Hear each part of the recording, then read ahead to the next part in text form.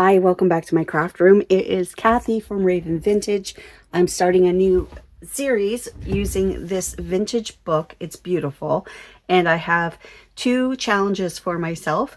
One, of course, is to use the cover and maintain the spine and the beautiful cover itself. And number two is to use only my test prints, which I'll put a picture of here. I have a cube in my shelf behind me, and my test print cube, let's call it, shelf is full, and I need to thin out that paper. And I know one journal is not going to do it, but I better get started because I have a lot of paper, and I thought this would be a fun series or fun challenge for myself. And I also thought you might like to follow along on how I'm going to do this journal and just basically craft with me. So I don't think for many of you this is going to be anything new, any new tutorials, but if I do find any new techniques to use along the way that I think you might find of interest, I'll certainly give those a try. I will get started right now. Let's remove the book block out of the book. I bought one of these covers for my desk. I thought I should start trying to save my desk. I don't know how well I'm going to like it. It's like it's not paper. It's like a tablecloth material, plasticky. We'll see. I have a feeling it might not last. Okay, this book is from 1909. Has some beautiful pages in it, which I'm going to reuse in the journal itself. I thought about doing just an altered book. However, like, these images are gorgeous, and there's some of this wonderful paper here, but the book is pretty, the pages are fragile. So I thought as an altered book, it's just not going to hold. So I'm going to I'm just going to use the cover. Okay, so this is exciting. I'm very excited to start a new journal. I really wanted to use my new printable kit, Garden Notes. However, I used the entire thing I print, like all of the test prints. I used the entire thing on that Garden Notes journal I just did. So I don't have anything left in my test prints on that. That's okay. I have lots of pink and blue, shabby chic. That would be, I think I think that's going to be the theme here, just based on those colors alone. We'll see though. We'll see how much. If I don't have enough pink and blue in my test prints, which I find that hard to believe that I wouldn't, but I may have to print something, but I'm going to try to avoid that as much as possible. My goal is to use up test prints, use up things I already have, and not print anything new. Okay, so there's a lot of goodies in here, so we'll definitely keep this close by because I will be using that throughout. Okay, so let's just tidy up the edges here a little bit. There's a couple of ways we can do this. I've done some videos before using attaching our signatures to a detached spine and then gluing the end papers in. So I'm not hiding any fancy things here if I do that. Like, I would like to preserve this. So there's no worries about doing end papers with this book. I could certainly do that. It's beautiful. I think I would just like to reinforce, give this a little stability. Okay, I think this is like 100 pound. Anything will do. 80 pound, 100 pound, just not a chipboard, because we're going to score this. So I want it to fit underneath here and underneath here. So it's a little bit tall, so I'm just going to make myself a mark. And let's see here. Let's start with this width. We might just exactly the width from here to here, but we might trim it down a little more narrow. Okay, let's start with that. Last night I was able to watch Cindy Lewis's live, and she made a Hinge journal, and that might be a possibility of something I could do for this journal. So I'm kind of keeping that in mind, but I'll have to see what papers I have first. Let's get this cut first. Save that. And let's trim off for height. And before I start scoring, I just want to check that that's a good size.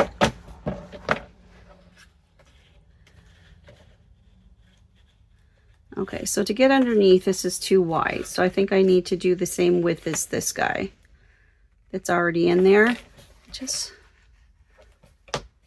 Well, we can reinforce these with something else. I was hoping to,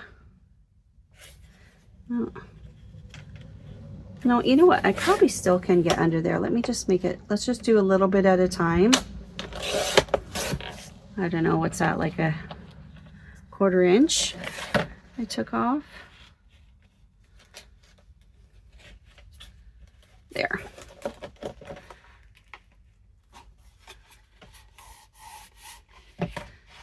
So I just need to make sure it still closes okay. Yeah, I think that's about the perfect size. So let's gently pull that out. And now what I want to do is make it bendy. So I'm just going to add a bunch of score lines to it. Yeah, I'm hoping I can do some sort of a Hinge journal. I've never done one before. So I think it's, I'm going to try this other stylus. It's a little, because this is thick. That's better.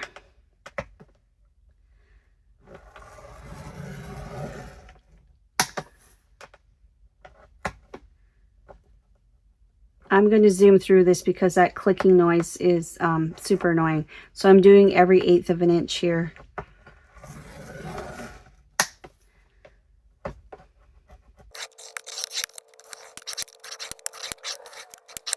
Okay, that's great. So we're just going to give this a few bendy bends.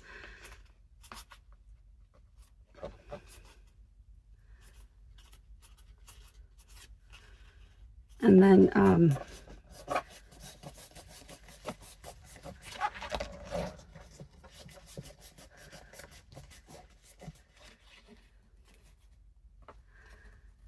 it's going to kind of coax it to bend a little bit at those score lines there. So now I've got this like rounded, if it needs to be, but still sturdy piece. And that's going to go inside here. And I think I will just glue that down right now. Yeah, let's just do that right now. I've got my Beacon 3-in-1. Let's see here.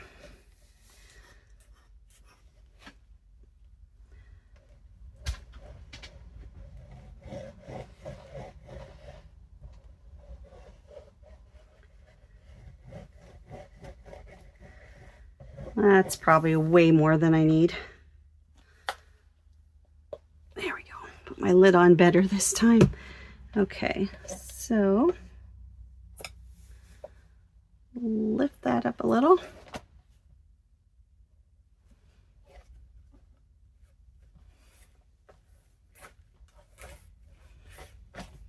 This dries pretty, or starts to adhere pretty quick, so let's see if I can get in underneath.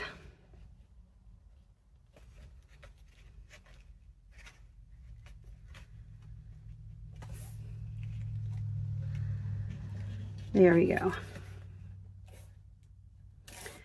So before we start burnishing that, let's just make sure we can still close. Yes, we can. As I'm doing this, I'm thinking about the corners. I don't know if I want to put book corners on this or just leave that ratty corner because it adds to the, like, I don't want it to look polished. So, I mean, I want to do a nice job, but I don't. Oh, Kathy. Oh no. Look what I just did.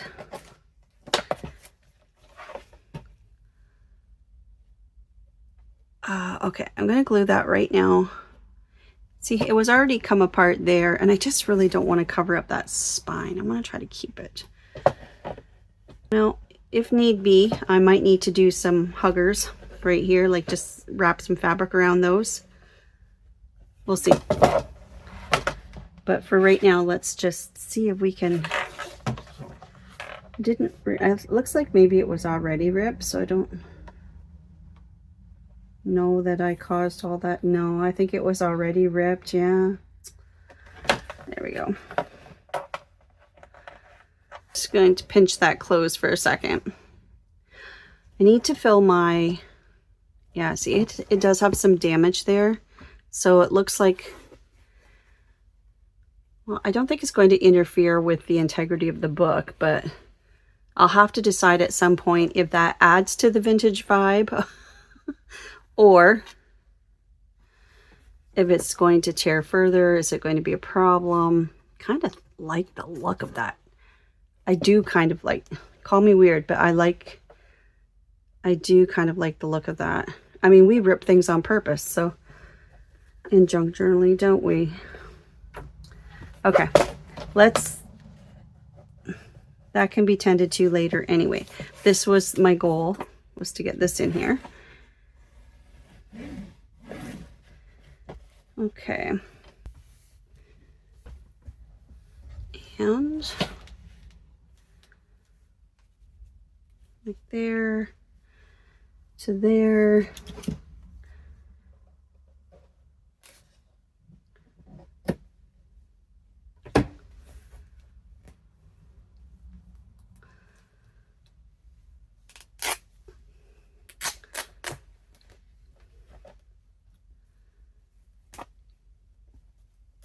Okay, let's see here.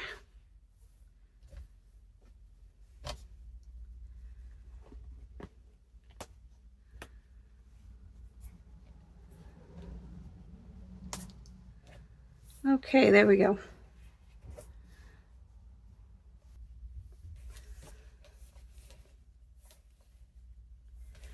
So after I'm done this, I'm going to, my glue bottle needs a refill, and while I'm doing that, we're going to talk about scrapbookers.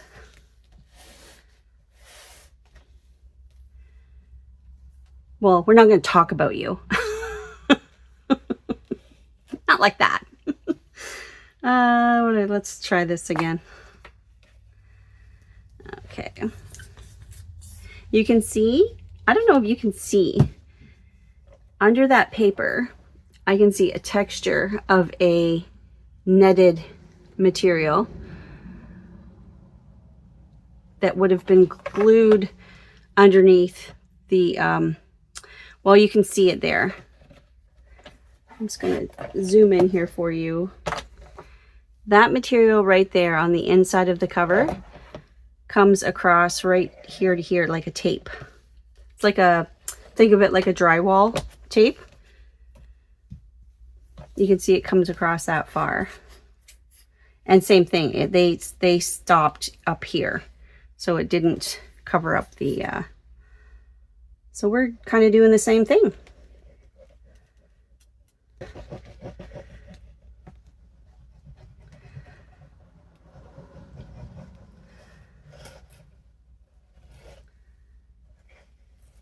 Okay.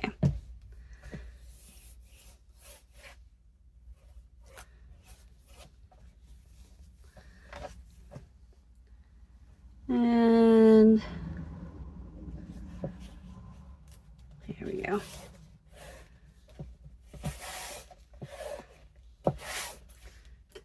Okay, we feel better already that we are preserving the strength of this book, or reinforcing it, I guess. But we have, oops. So now when you peek in here and if you see some frayed bits, that's actually pretty. All right, I'm just going to use my art glitter glue because I can get in there and I know it works great for fabrics too. So I'm just going to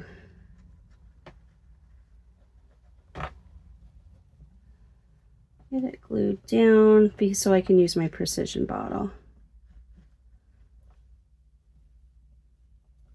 There we go.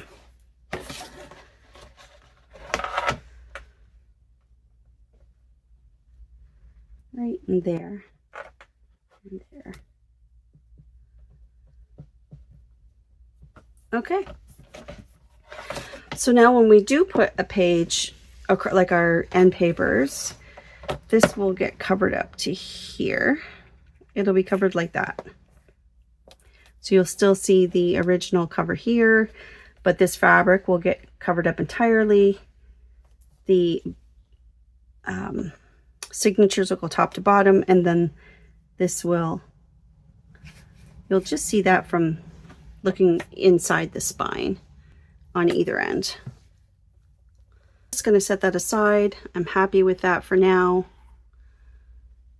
I've got that hole down here, but we'll address that later. Fill my glue bottle here while we chat. Okay, so scrapbookers, I would like you to consider this an invitation to the junk journaling community,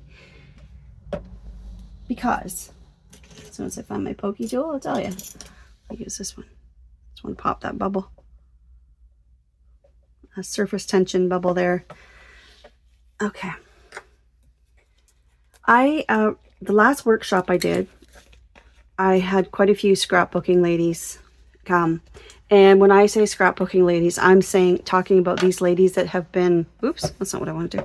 I'm talking about these ladies that have been scrapbooking for decades upon decades, 30 years, I would say, anyway.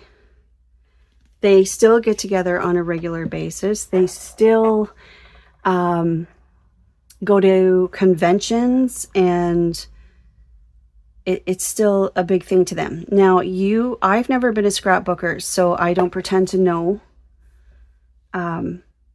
scrapbooking, but just in those conversations with my friends at those workshops, I learned quite a bit, and we had a really good discussion about, I knew they were coming to the workshop when they signed up, and we had a really good conversation about what's similar between the two crafts, scrapbooking and junk journaling, and also about what's different.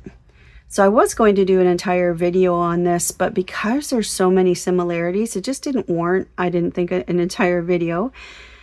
Let's talk about some of the obvious similarities. And the reason I want to talk about this is I think there are folks out there that used to love scrapbooking, but they've lost their spark, or they've, kids are older now, and they're not preserving their memories in the same way. Like, everything's digital now. Like, they enjoyed it at one time, but maybe not so much anymore. And they're just only want so many 12 by 12 albums in their house. So I think there's many of you that just don't want to part with your supplies, your tools, but at the same time, you don't want to scrapbook anymore. So I think that, this is a really great crossover craft, and I'm sure many of you already have. So I don't want to preach to the choir. I want to talk to, or I'm speaking to right now, those of you that are sitting on the fence, or you're junk journal curious, I guess. So let's just chat about that quickly. Obviously, some of the immediate things that come to mind, we use the same tools: paper trimmers, scissors, bone folders. we use the same supplies, same glues, double-sided tape, and corner rounders, and scoreboards, and like envelope boards, maybe, like all the things. We share so many of the same tools. And of course, when it comes to supplies, like I already mentioned, glue and double-sided tape, but inks, and of course paper and all the little embellishments. So I think that you already, if scrapbookers are thinking about trying junk journaling, I think you already have everything you need to get started. I don't think you need to go buy anything. I think you already have it. Whoa. And some other similarities between us is we make handmade things, and they're very special, and they're very unique, and we like it. It brings us together with other like-minded crafters, and we can sit as a group and do this together, and we enjoy adding to our collection and hoarding in a good way, hoarding all of our supplies, and so many similarities between the two. The junk journaling community is huge. Now, I don't know how huge the scrapbooking community is online because I'm not into scrapbooking, but maybe one of you could answer that in the comments below. But I find the junk journaling community is so big, and the beauty of it is, if you're thinking of trying junk journaling, you can learn for free on YouTube. There's no need to take a course. I mean, there's so much available for free. Why would you take a course? I have tutorials on, simple how to bind your signatures, how to come up with a signature, how to, all the things. So I have easy to follow tutorials, and I think if you're thinking about trying it, I could certainly recommend some videos for you to, and other creators too, like where I got started. But the biggest difference is, let's talk about that for a second. I would say that scrapbooking is more structured and polished, and junk journaling is more eclectic and grungy and freeform. So it's, I don't want to use the word contrived, that's not right. But yeah, structured, I guess. I think that's probably the biggest difference for us. And another thing would be, many of us make junk journals to sell. I don't know really that you make scrapbooks to sell. That's more of a personal memory keeper. But many of us make journals to keep our memories ourselves, and not everyone sells their junk journals, of course. I think there's more writing, like actual journaling involved in junk journals. Could be. Sometimes they're just aesthetic and not necessarily made for writing. More of a pictorial type of storytelling. But I think, yeah, and both of us make them as gifts, of course. But I think I think that's kind of, I think you know where I'm going with that. And I just really want to invite you to try junk journaling. Essentially, we're making books the same as you, just not quite as large. And another point is, I think junk journals might be more interactive, like with the flip outs, the hidden journaling spots, the waterfalls, the envelopes, the flip outs, the tuck spots, the journaling cards. I think there's just a lot more interaction with a junk journal. But I do invite scrapbookers to join me in learning about junk journals. I think you might really find your new creative spark and reignite that old desire for making things out of pretty paper. And I guess in summary, I just want to say the two crafts, one thing that we really have in common is we enjoy the journey of making, and not necessarily just the outcome.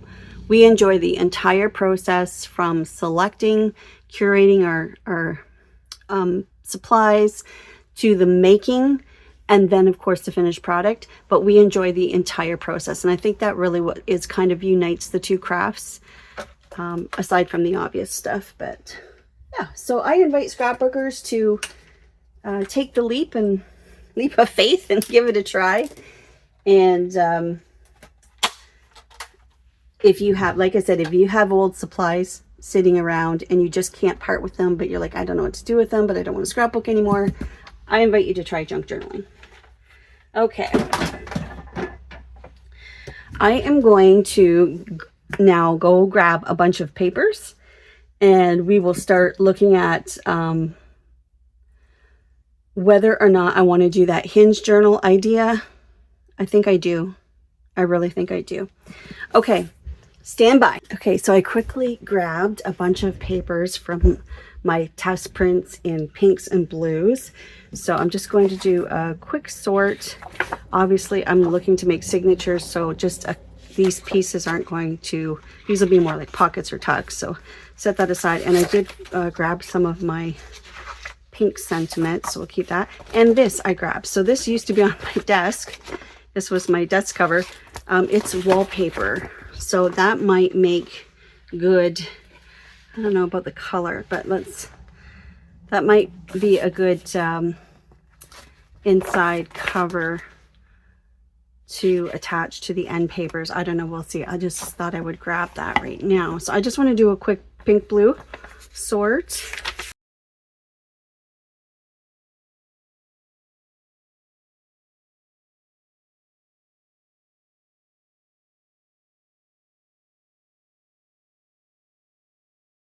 See what we have.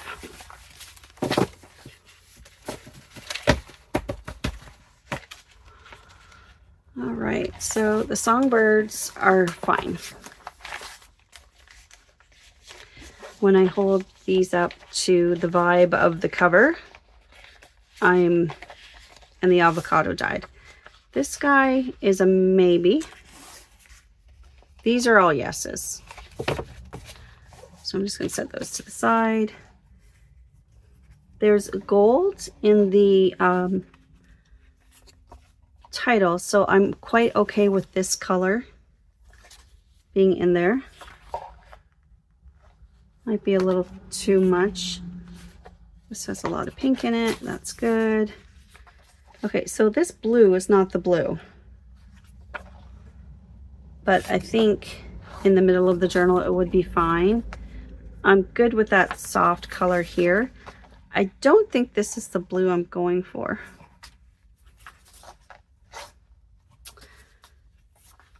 So maybe something like this that's a little bit lighter would be okay. I think that's a no. This lighter blue I think is going to be an easier match. This is good. It's got that blue here. That's a maybe. These are, you're good. I think you're good. Yeah, you know what? I think this is the perfect pink. I'm second guessing these right now. Just more of that. I think you are, what does that give us? How many? Ooh, that looks like a good size for the journal, I think. A Hinge journal. I think that's a good size. So let's count. And I'll let you know the, I should probably tell you what that size of the journal is. I know it's a little smaller than my usual. So 8 inches tall. 5, well, if I push that out, 5 1/4 wide. It's the spine we're curious about right now, right? Oh, 1 1.5. I'm going to say 1.5. Don't count the rounded part. 1.5 inch spine. So what have I got? 1, 2, 3, 4, 5, 6, 7, 8, 9, 10, 11, 12, 13, 14, 15, 16, 17, 18, 19, 20. I think 20 sounds about right. And then that gives us, this is the side the hinges will be on. So I think that's what our journal will look like from the outside. And I think that's pretty. I like that. Okay. We can sort these, put these in some sort of order. So let's just not make it hard on ourselves and just use some sort of a pattern. I'll start again so you can see what I mean. I had already started doing that just out of habit. Brown, brown. I'm going to call those browns. Blues, blues, blues, blues. Multis, multis. Pink, pink. Bird, pink. Multi. Okay. So I kind of have a pattern going here. I'm going to go with a bird and then a pink and then a blue.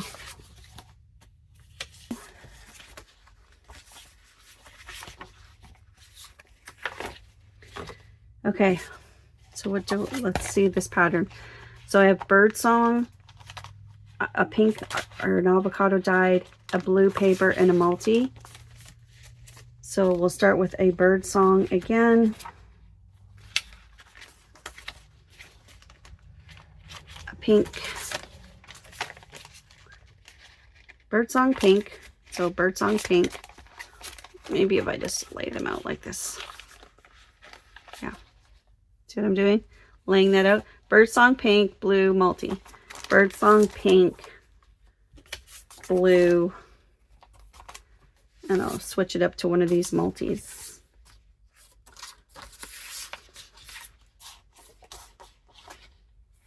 Multi. Okay. Bird song.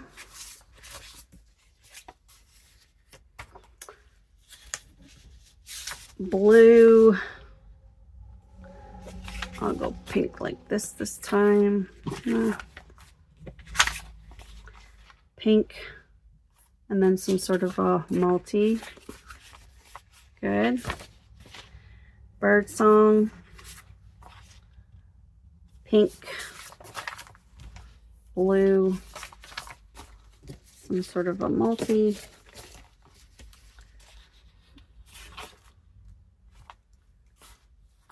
This one. Okay. I'm out of bird song, so I will go now to, and I have this left over, so we'll just go like this, this, this, and this. So those are the last four. All right.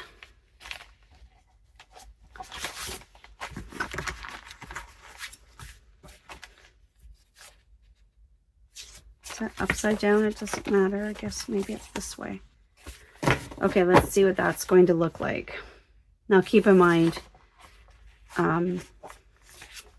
these will have hinges on the side.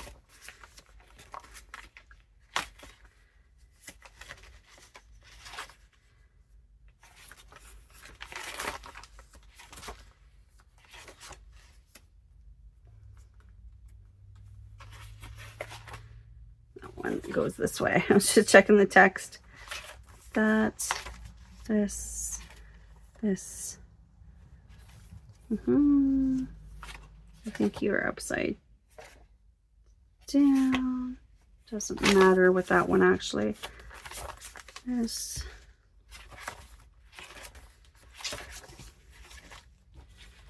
Okay. I'm pretty happy with that order. So I ended up with 20. Now these are 8.5 by 11, so they'll need to be trimmed down to fit my 8 by 5.25. You can see, I'll just put them inside here and you'll see what I mean.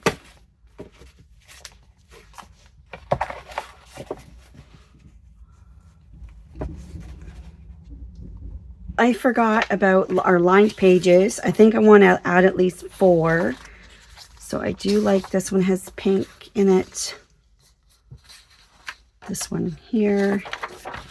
This one has little beautiful cherubs. Okay, well, let's just go with these 3.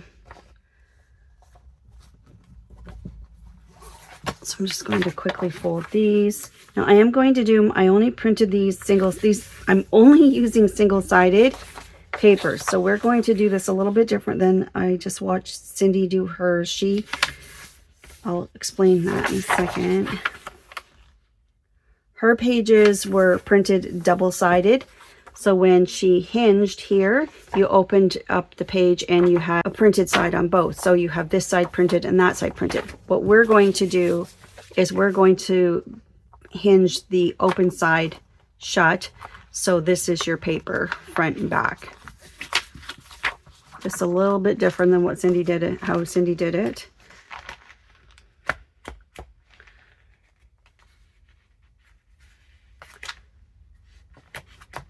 Center would be 10, 2, 3, 4, 5, 6, 7, 8, 9, 10.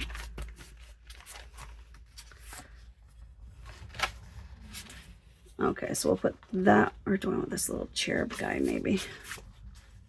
Yeah. Put that one in the center. And then let's just go 5 from the front, 2, 3, 4, 5. I'm going to go 6. I'm going to cheat because I don't want the lined birds next to a line, or the lined music sheet next to, let's do that. And then we'll do the same 6 from the center, or let's go 4 from the back. 2, 1, 2, 3, 4. And again, I don't want the lines of the birds there. So let's put this in between like that. Perfect. Okay. I'm good with that. Okay. So we're going to do ours a little bit different. So now I know what homework to give you. I had to think about that. For each page, I want you to give yourself a really good crease. I want you to trim your pages to size. So for me, I'm going to trim them so that I can see a little bit of the bottom margin. I want to see the margin all the way around. So that for me is going to be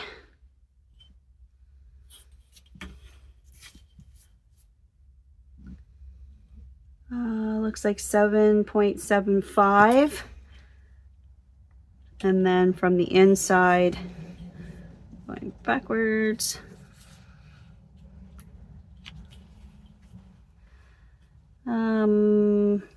looks like 5 right on, like I'm lining up here.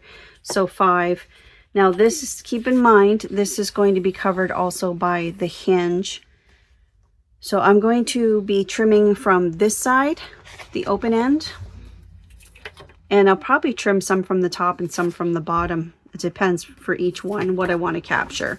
But basically I want my pages to be this size. So just double check. So 5 inches wide for me by 7.75. So I'm just making my pages the same size as this paper right here that you see glued the inside cover. So I'm going to leave you with that homework. Maybe we'll do one together here just now. So trimmer, where are you? Opa.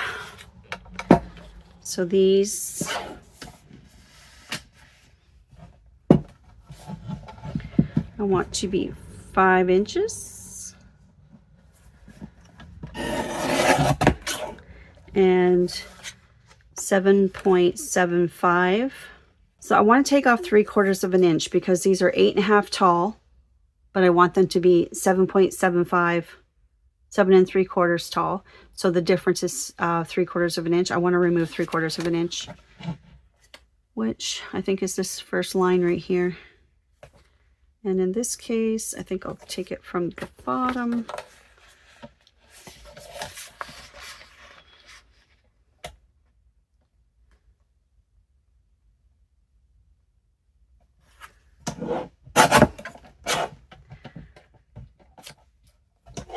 So this is going to be my size. That looks great.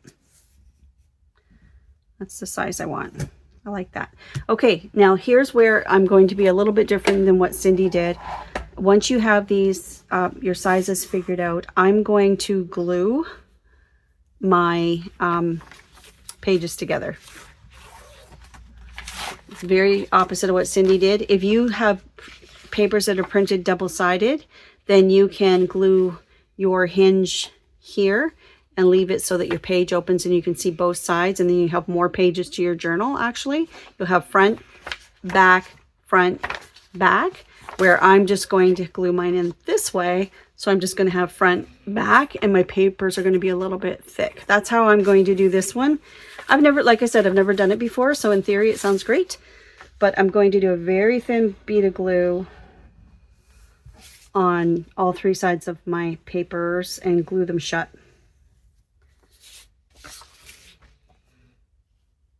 Like so. And to just kind of go out from the center.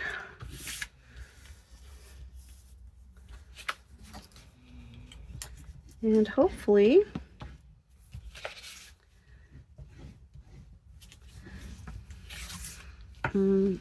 lined up okay. And what I'll probably also end up doing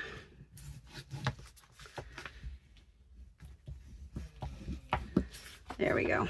So I'm not gluing the whole thing.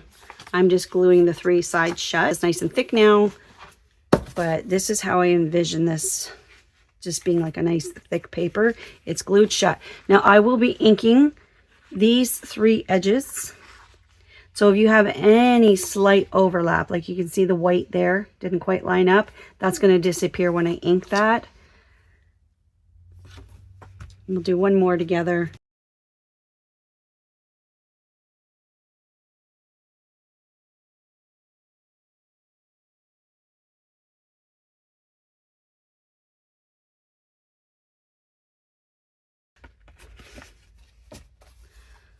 Page 1, page 2. Okay, beautiful. Okay, so I'm going to leave that homework with you.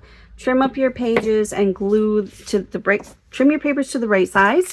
Glue them shut if you're doing it this way. And ink your edges.